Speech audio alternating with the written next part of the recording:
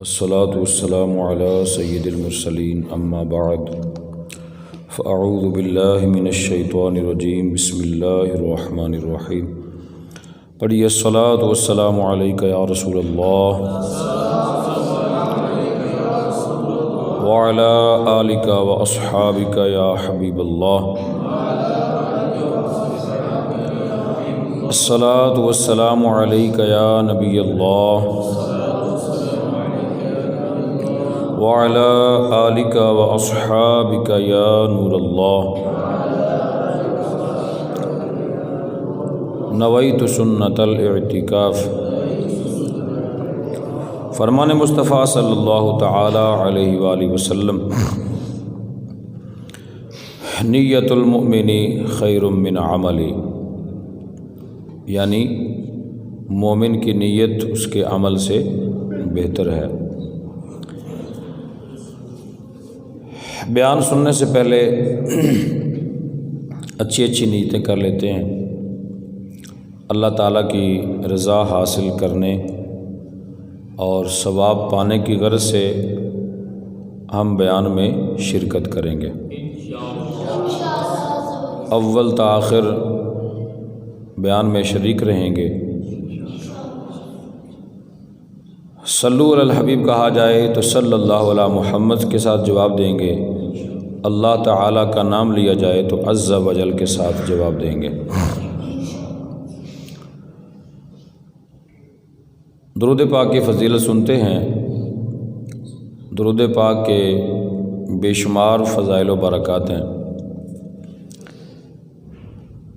حدیث پاک کا مفہوم ہے، فرمایا جو بندہ 3 مرتبہ صبح اور 3 مرتبہ شام محبت اور شوق کی وجہ سے میری ذات پہ درود پاک پڑھے گا، اس دن اور اس رات کے اللہ تعالیٰ اس بندے کے گناہ معاف فرمائے گا۔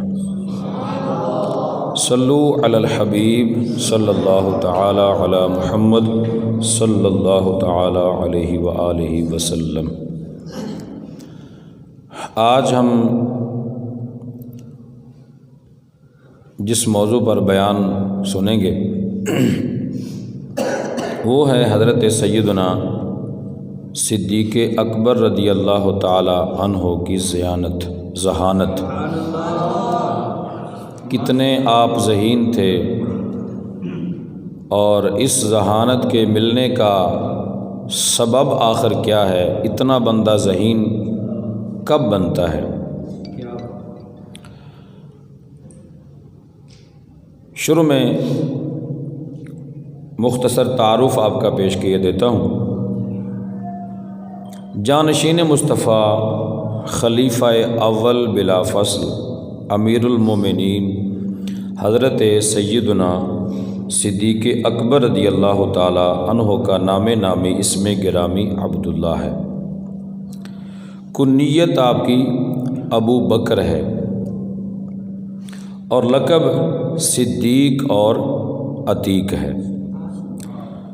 سبحان اللہ، صدیق کا معنی ہے بہت زیادہ سچ بولنے والا۔ آپ ہمیشہ سچ بولتے تھے۔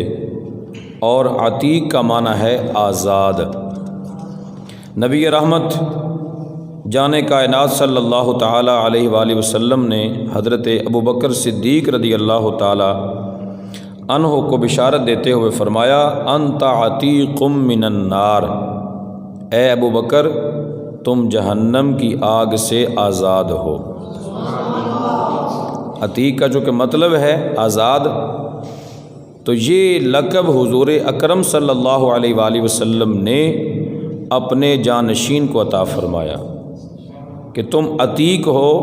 عتیق کا معنی آزاد ہے، تو آزاد کس چیز سے آزاد ہو؟ جہنم کی آگ سے آزاد ہو۔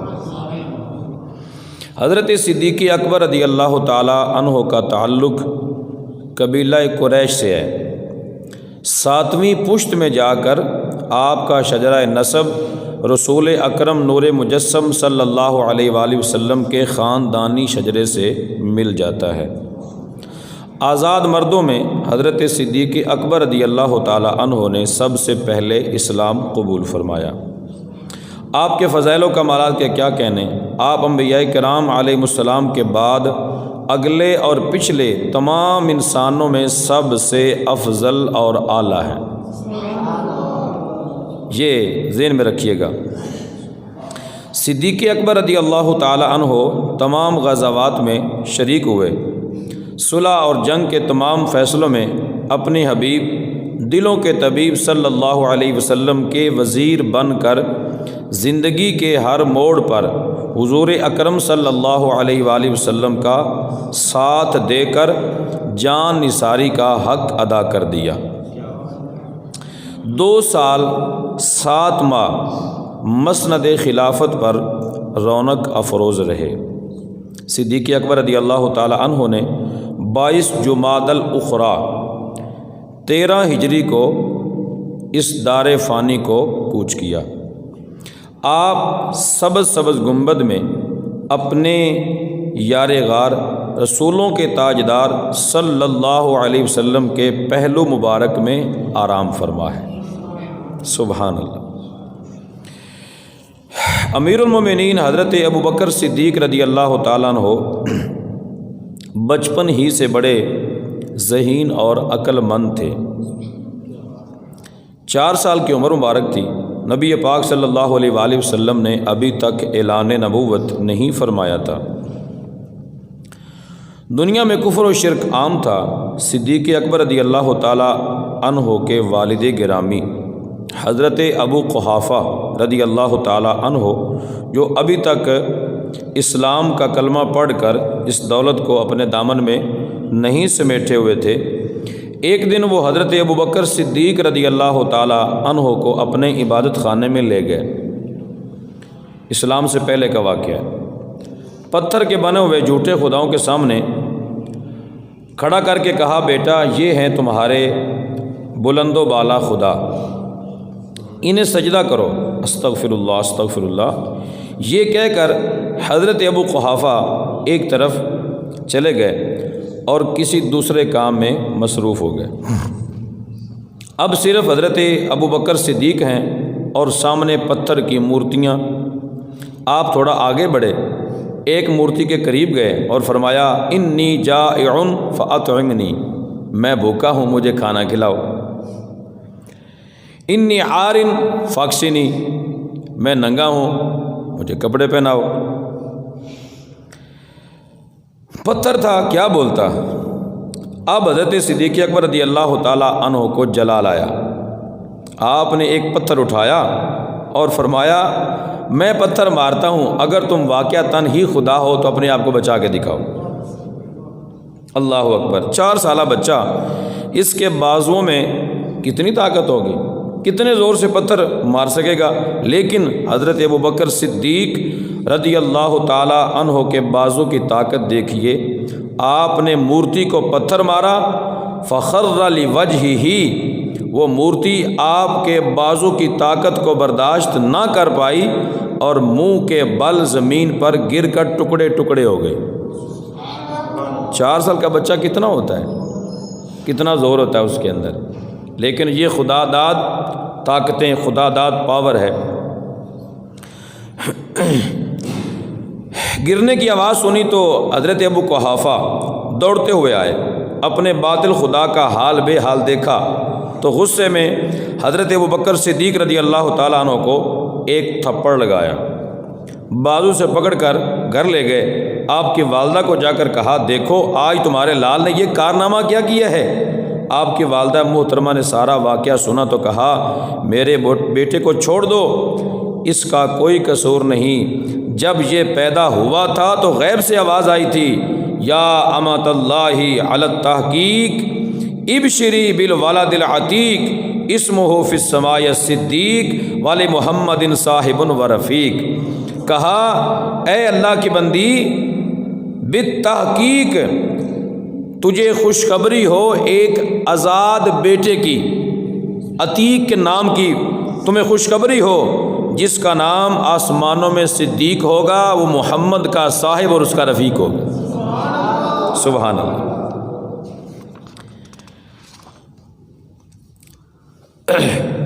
یقیناً منبع خوف خدا صدیق اکبر ہیں، حقیقی عاشق خیر الورا صدیق اکبر ہیں، جو یار غار محبوب خدا صدیق اکبر ہیں، وہی یار مزار مصطفیٰ صدیق اکبر ہیں۔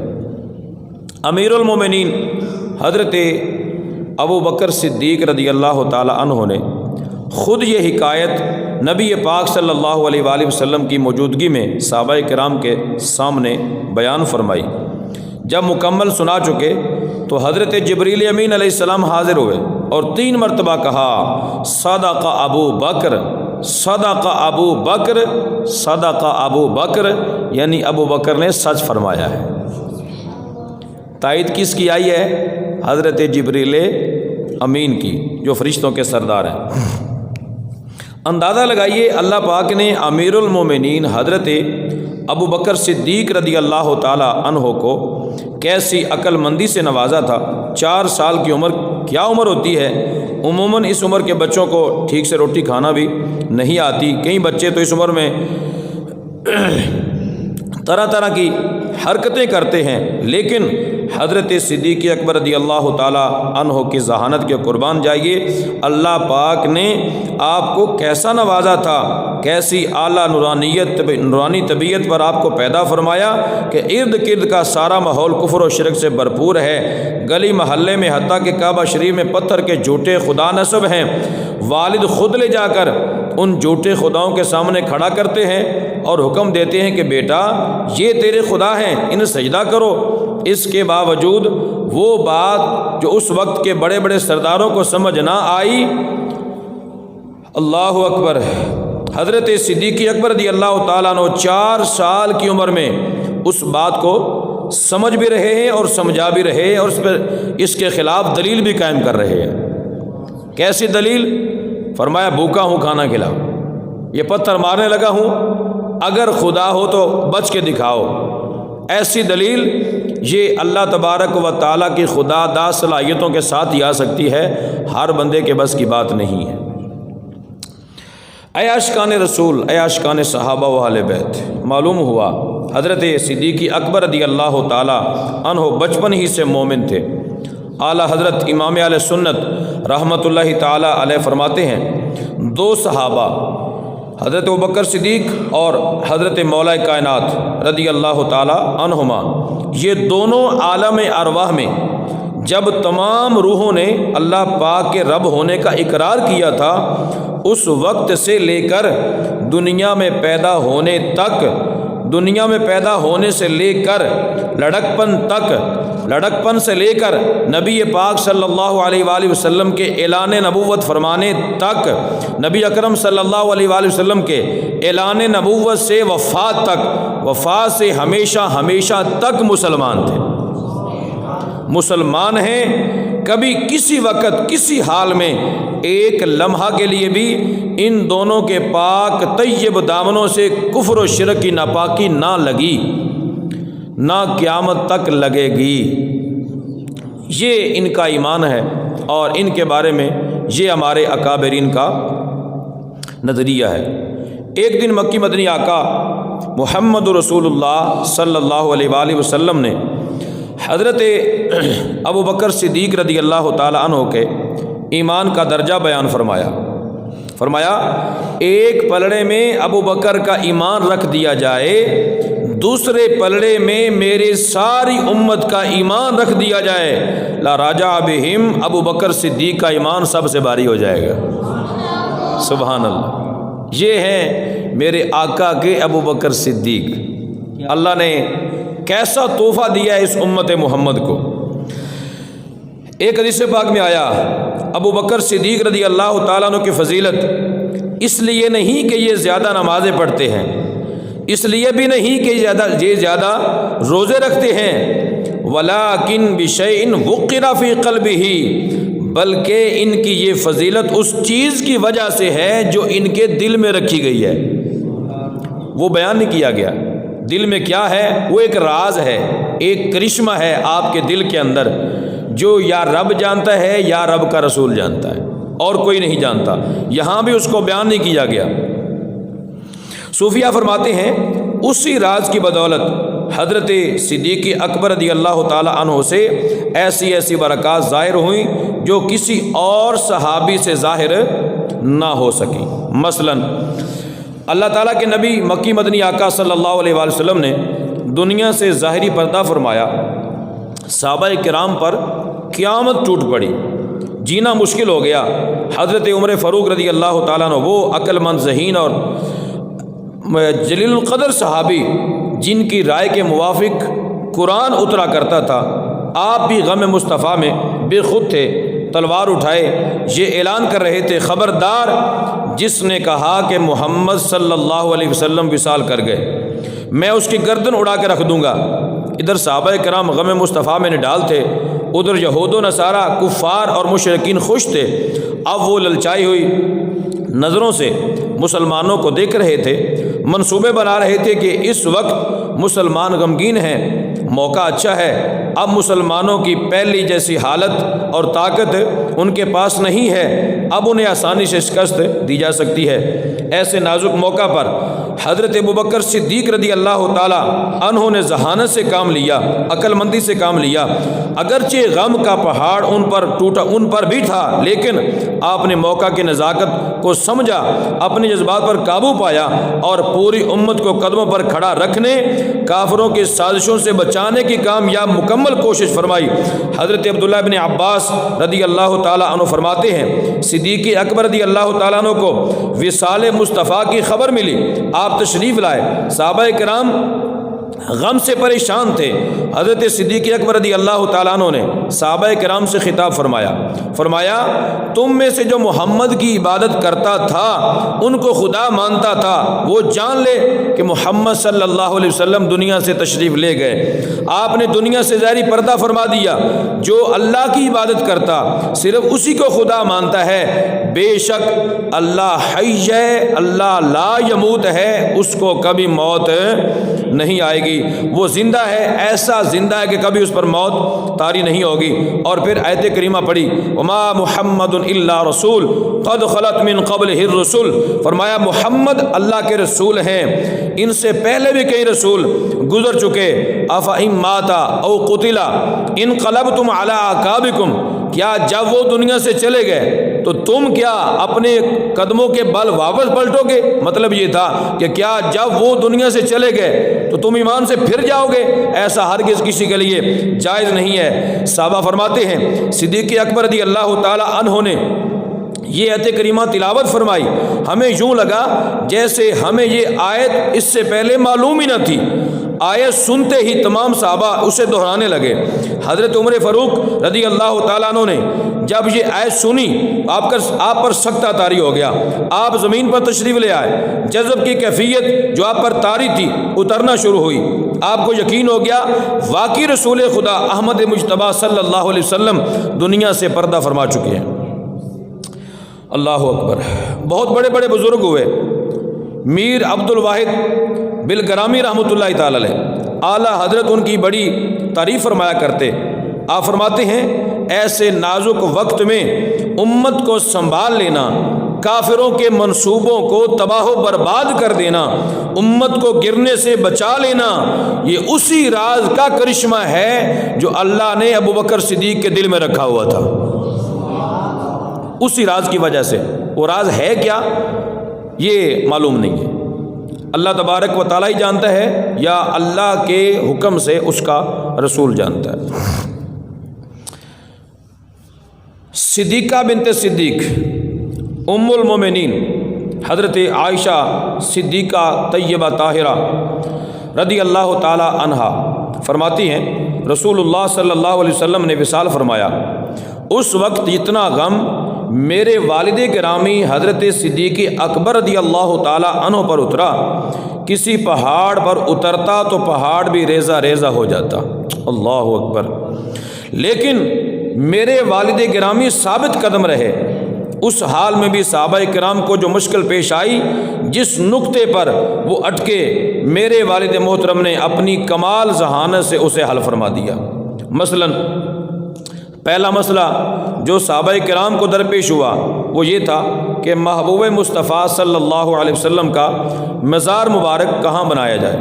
حضرت صدیق اکبر رضی اللہ تعالی عنہ نے اس کا حل فرمایا میں نے اللہ کے رسول مقبول صلی اللہ علیہ وسلم کو فرماتے سنا، اللہ کا نبی جہاں وفات پائے اسی جگہ اس کا مزار بنایا جاتا ہے، لہذا حضور صلی اللہ علیہ وسلم کا وصال مبارک عائشہ صدیقہ رضی اللہ تعالی عنہا کے کمرے میں ہوا، لہذا مزار مبارک بھی وہیں بنایا جائے گا۔ دوسرا مسئلہ، رسول اللہ صلی اللہ علیہ وآلہ وسلم کی وراثت کے معاملے میں مشکل پیش آئی کہ حضور کی وراثت کو تقسیم کیسے کیا جائے۔ یہ وہ مسئلہ ہے جس کی وجہ سے بہت سارے حضرات پریشان ہوتے ہیں، اس کا میں حل انشاءاللہ آگے جا کر کرتا ہوں، اسی آگے ٹاپک بھی آ جائے گا۔ حضرت صدیق اکبر رضی اللہ تعالی عنہ نے اپنے کمال حافظے سے اس کا بھی حل بتایا، فرمایا میں نے آخری نبی رسول عربی صلی اللہ علیہ وسلم کو فرماتے سنا، بے شک ہم گروہ انبیاء ہماری میراث نہیں ہوتی، نحن معاشر الانبیاء لا نورث ما ترکنا فہو صدقہ، صحیح بخاری کی روایت ہے، حضور اکرم صلی اللہ علیہ وآلہ وسلم نے فرمایا ہم گروہ انبیاء، ہم جو کچھ بھی چھوڑ کے جاتے ہیں ہم کسی کو اس کا وارث نہیں بنا کے جاتے، جو چھوڑ کے جاتے ہیں وہ صدقہ ہوتا ہے۔ یہ کس نے حل فرمایا؟ حضرت صدیق اکبر رضی اللہ تعالی عنہ نے۔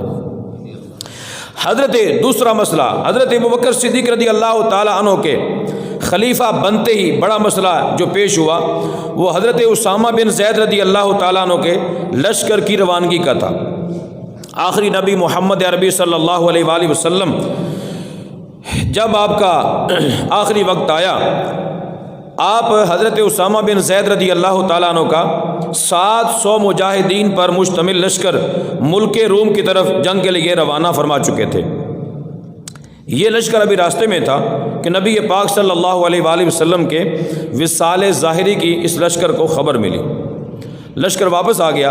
حضور اکرم صلی اللہ علیہ وآلہ وسلم کے وصال کے بعد وہ قبیلے جن کے دل میں ایمان ابھی پختہ نہیں تھا، جو پہلے سے اب منافق تھے، اپنا نفاق چھپائے ہوئے تھے، انہوں نے ارتداد اختیار کر لیا، مرتد ہو گئے، ایمان سے پھر گئے۔ صحابہ کرام علیہ رضوان نے امیر المومنین حضرت ابوبکر صدیق رضی اللہ تعالیٰ عنہ کی خدمت میں عرض کیا، حضور لوگ اسلام سے پھر رہے ہیں، ایسی صورتحال میں لشکر اسامہ کو جنگ کے لیے بھیجنا مناسب نہیں ہے، مدینہ منورہ میں مجاہدین کی زیادہ ضرورت ہے۔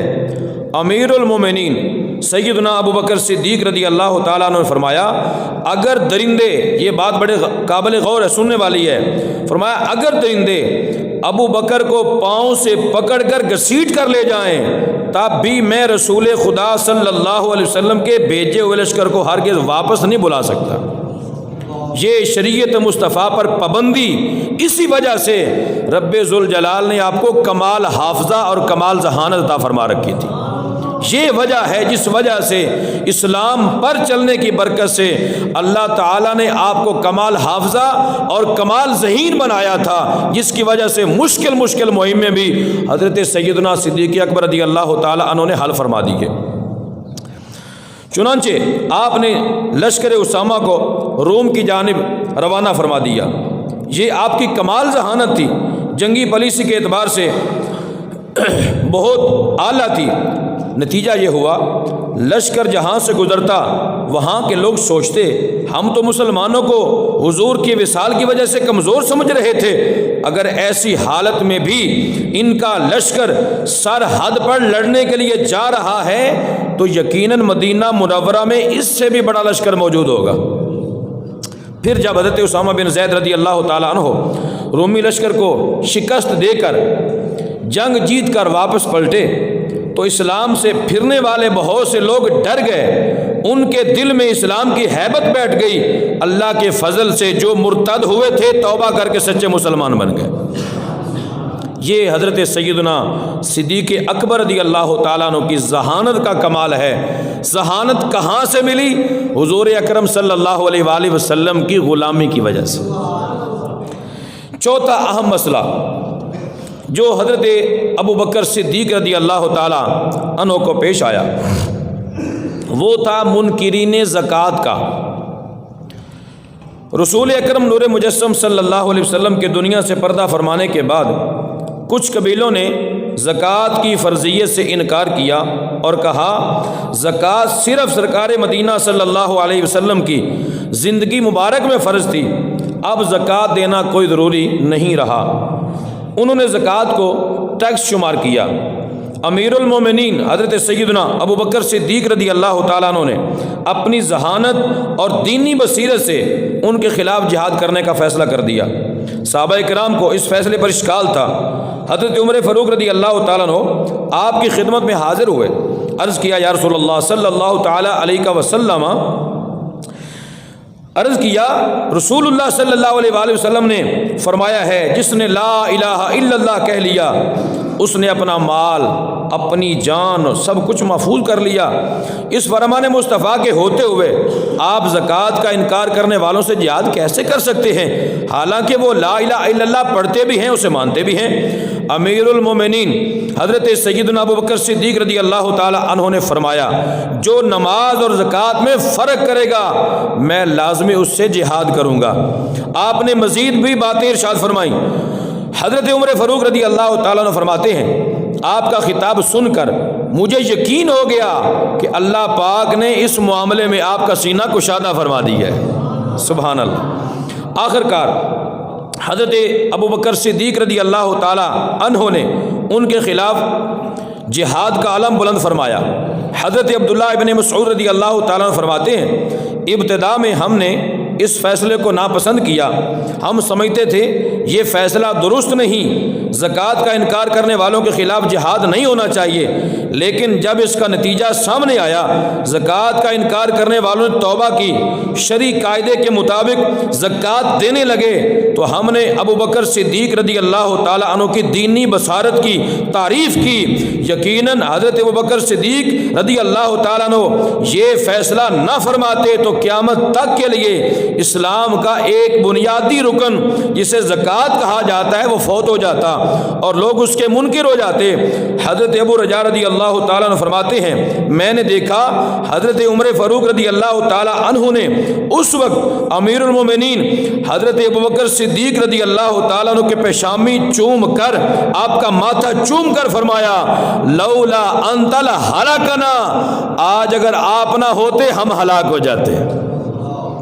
یہ دینی بصارت ہے سیدنا صدیق اکبر رضی اللہ تعالی عنہ کی۔ دیکھیں سارا واقعہ پیش آنے کے باوجود بظاہر دیکھا جائے تو ایک طرف صحابہ کرام کا آپس میں اختلاف ہوا، باقی سارے صحابہ ایک جانب ہیں، سیدنا ابو بکر صدیق ایک طرف ہیں، عمر فاروق ایک طرف، صدیق اکبر ایک طرف، مگر جس وقت رزلٹ اور نتیجہ سامنے آیا اب مخالفت ختم ہو گئی، اختلاف ختم ہو گیا۔ مخالفت پہلے بھی نہیں تھی، اختلاف تھا، مخالفت اور چیز ہے، اختلاف اور چیز ہے، تو اختلاف بھی ختم ہو گیا۔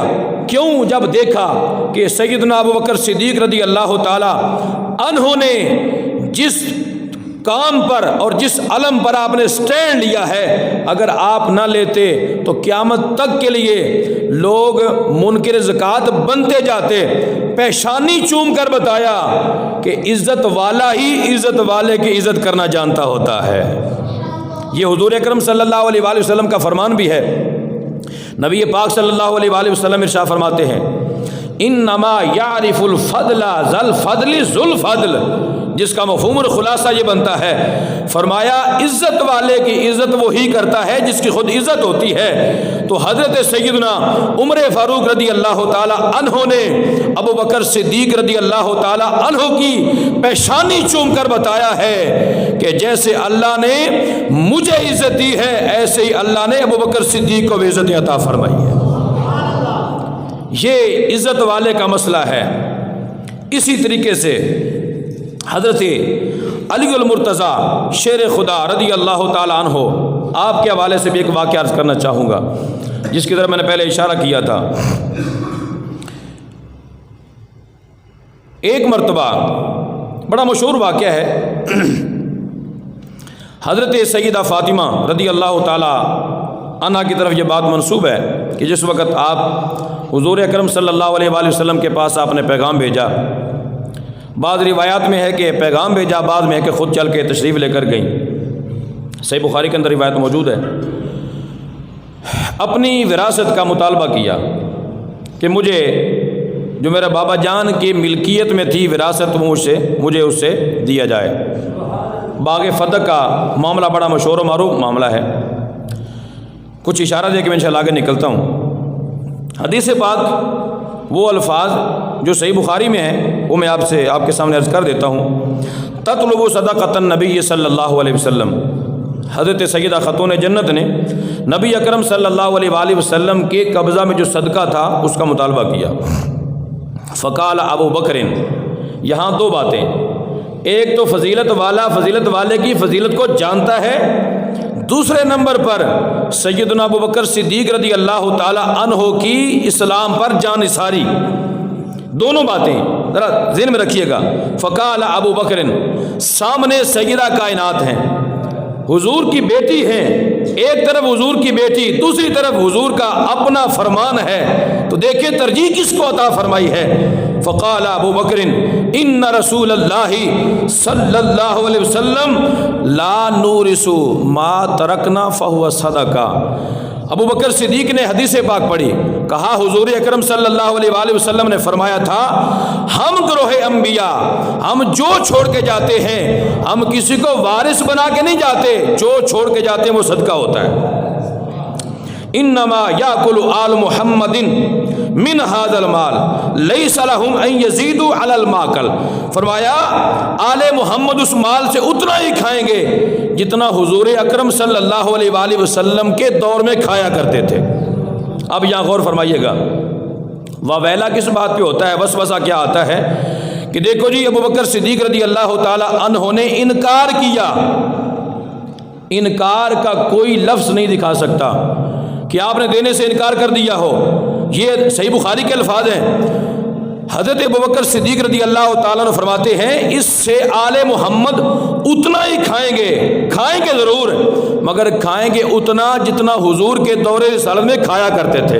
انکار کہاں کیا ہے، انکار تو ہے ہی نہیں۔ فرمایا لیس لہم ان یزیدوا علی الماکل، جو کھایا کرتے تھے اس پر زیادہ نہیں کر سکتے، جتنا حضور کے دور میں ملا کرتا تھا اتنا ملے گا، اس سے انکار نہیں ہے، مگر اس سے زیادہ نہیں دیا جا سکتا کیونکہ یہ تو کسی کی ملکیت میں ہے ہی نہیں۔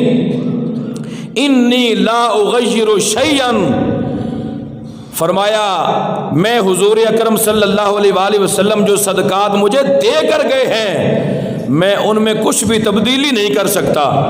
لشکر اسامہ کو واپس بلانے والا کام نہیں کیا، اگرچہ حضور دنیا سے تشریف لے گئے، منکرین زکوٰۃ کے ساتھ جنگ کی ہے، اگرچہ کلمہ پڑا ہوا ہے، یہاں صدیق اکبر رضی اللہ تعالیٰ عنہ کی اسلام کے ساتھ محبت، حضور اکرم صلی اللہ علیہ وسلم کی شریعت پر پابندی دیکھیے، ایک طرف آپ کی حضور کی صاحبزادی ہے اور ایک طرف اسلام ہے، کیا دیکھا ہے، ترجیح دی ہے تو محمد مصطفیٰ کے قول کو دی ہے۔ غور فرمائیے، انی لا اغیر شیئا من صدقات النبی صلی اللہ علیہ وسلم التي كانت علیہا فی عہد النبی صلی اللہ علیہ وسلم، کہا جو صدقات حضور کے دور رسالت میں چلتے تھے بس وہی چلیں گے، اس سے زیادہ میں نہیں کر سکتا۔ لأعملن فیہا بما عمل فیہا رسول اللہ صلی اللہ علیہ وسلم، کہا جیسے ان صدقات کے حوالے سے معاملہ میرے آقا فرماتے تھے ویسے ہی صدیق اکبر کیا کریں گے۔ اگلی بات سننے والی ہے، فتشہد علی، جو بات سنانے والی تھی، فتشہد علی، جب یہ بات سنی نا تو حضرت مولا کائنات مولا مشکل کشا حضرت ابو بکر صدیق کے پاس آ گئے، پاس آ کر کیا کہا، سبحان اللہ، ثم قال، پھر کہنے لگے، انا قد عرفنا یا ابا بکر فضیلتک، اے ابو بکر یہ بات کر کے تم نے جو اپنی فضیلت ہے ہم پہ ظاہر کر دی ہے کہ تمہارا دین مصطفیٰ کے ساتھ تعلق کتنا گہرا ہے، لوگوں کو بتا دیا کہ جو دین اسلام پہ چلنے والا ہے علی اس کے مخالف نہیں چل سکتے، علی اس کے دوست ہیں، کہا انا عرفنا یا ابا بکر فضیلتک، ہم آپ کی فضیلت کے معترف ہو چکے ہیں، ہم آپ کی فضیلت کو جان چکے ہیں۔ فرمایا وذکر قرابتہم وحقہم من رسول اللہ، جو آپ کی قرابت رسول اللہ سے ہے اور جو رسول اللہ نے آپ کو حق دیا ہے ہم اس کو بھی جانتے ہیں، اس کا اعتراف بھی کرتے ہیں۔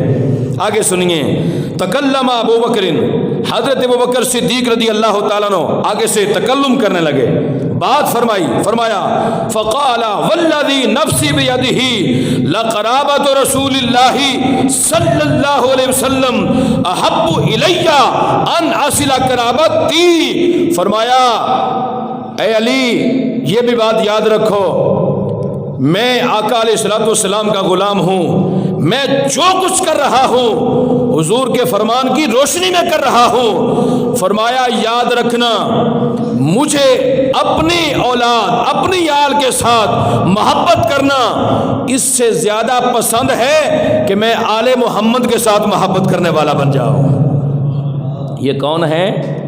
ابو بکر صدیق رضی اللہ تعالی عنہ کی ذات گرامی ہے۔ دین اسلام پہ کتنا گہرا پہرا دیا ابو بکر صدیق رضی اللہ تعالی عنہ نے، وہ حدیث پاک سامنے لائیے۔ حضور نے فرمایا انما یعرف الفضل ذل فضل وذل فضل، فرمایا اہل فضیلت کی فضیلت وہی جانتے ہیں جن کو اللہ نے فضیلت عطا فرمائی ہوئی ہے۔ یہاں مولا کائنات کا ابو بکر صدیق کے پاس آنا، ان کی تعریف کرنا، یہ اس بات کی دلیل ہے جیسے مولا مرتضیٰ کو اللہ نے شان عطا فرمائی ہے ایسے ہی اللہ نے ابو بکر صدیق کو بھی شان عطا فرمائی ہے۔ فضیلت والے کی فضیلت کو جانتے ہیں، تو یہ واقعہ ہمارے سامنے موجود ہے۔ اس محبت کا فائدہ کیا ہوتا ہے؟ اس محبت کا فائدہ کیا ہوتا ہے؟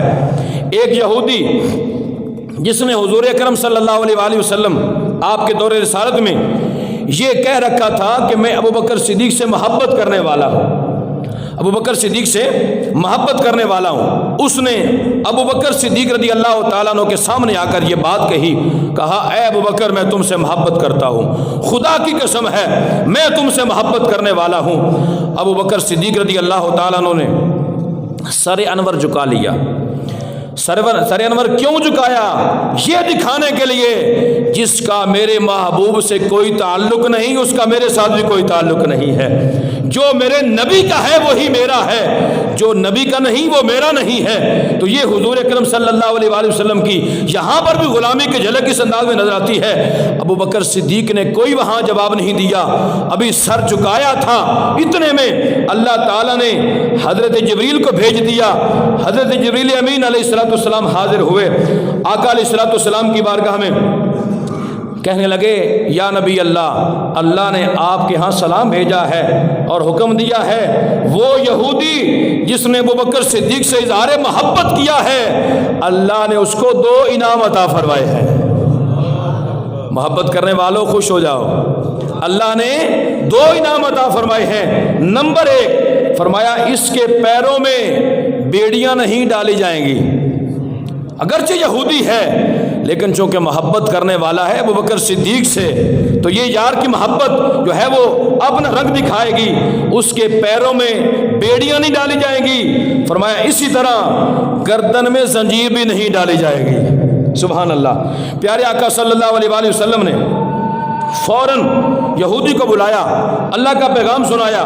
یہ پیغام سناتے ہی دل ایمان کی روشنی سے جگمگا اٹھا، خوش ہو کر اس نے آسمان کی طرف نگاہ اٹھائی اور پڑھنے لگا اشہد ان لا الہ الا اللہ وانک محمد رسول اللہ حقا، میں گواہی دیتا ہوں اللہ کے علاوہ کوئی مستحق عبادت نہیں ہے، محمد اللہ کے سچے رسول ہیں۔ یہ کس کی وجہ تھی؟ یہ صدیق اکبر رضی اللہ تعالیٰ عنہ کی محبت کا اثر ہے۔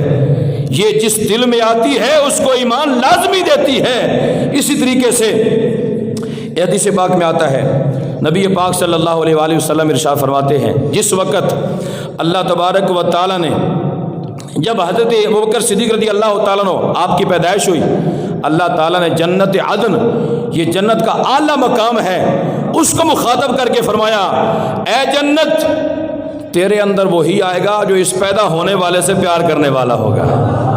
آپ کو خوش ہونا چاہیے، اپنی قسمت پہ ناز کرنا چاہیے کہ رب ذوالجلال نے ہمیں ابو بکر صدیق رضی اللہ تعالیٰ عنہ کی محبت عطا فرمائی ہوئی ہے۔ الحمدللہ ہم ان لوگوں میں ہیں جو صدیق اکبر رضی اللہ تعالیٰ عنہ سے محبت کرنے والے ہیں۔ اے عاشقان رسول، اندازہ کیجئے حضرت ابوبکر صدیق رضی اللہ تعالیٰ عنہ کی محبت کیسی بابرکت ہے۔ اس محبت کی برکت سے ایک یہودی کو کلمہ نصیب ہو گیا۔ ہمیں بھی چاہیے امیر المومنین ابوبکر صدیق رضی اللہ تعالیٰ عنہ کی محبت کو دل میں بڑھائیں۔ یہ محبت ایمانی محبت ہے، ہر مسلمان کے لیے ضروری ہے۔ جان ایمان نبیوں کے سلطان صلی اللہ علیہ وآلہ وسلم نے فرمایا حب ابی بکر و شکرہ واجب علی امتی، فرمایا میری امت پر میرے ابو بکر کی محبت بھی واجب ہے اور میری امت پر ابو بکر کا شکر ادا کرنا بھی واجب ہے۔ ابو بکر اگر نہ ہوتے، عمر فاروق نے کہا تھا لولا انت لہلکنا، اگر آپ نہ ہوتے ہم ہلاک ہو جاتے۔ یہ صدیق اکبر رضی اللہ تعالیٰ عنہ کی ذات گرامی ہے۔ اللہ تبارک و تعالیٰ ہمیں صدیق اکبر رضی اللہ تعالیٰ عنہ کی سچی محبت نصیب فرمائے۔ اپنے ایمان کو، اپنے بیان کو اختتام کی طرف لاتے ہوئے چند سنتے اور اداب بیان کرنے کی سعادت حاصل کرتا ہوں۔ نبی پاک صلی اللہ تعالیٰ علیہ وآلہ وسلم نے ارشاد فرمایا بندے کا ہر نوالے اور ہر گھونٹ پر اللہ کریم کا شکر کرنا اللہ تعالیٰ کو پسند ہے۔